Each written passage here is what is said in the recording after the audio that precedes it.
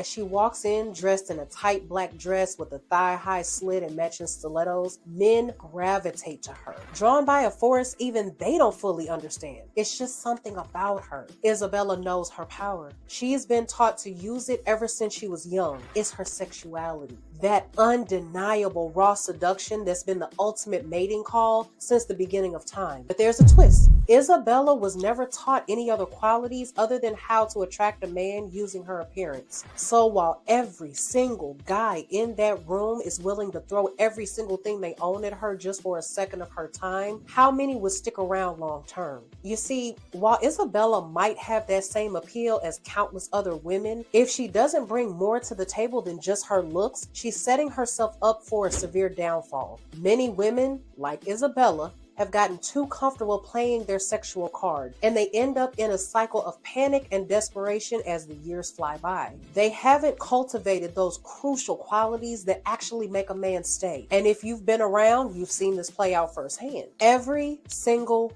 woman understands this one vital fact on a deep instinctual level, and it's that her sexuality lies at the core of what draws a man to her.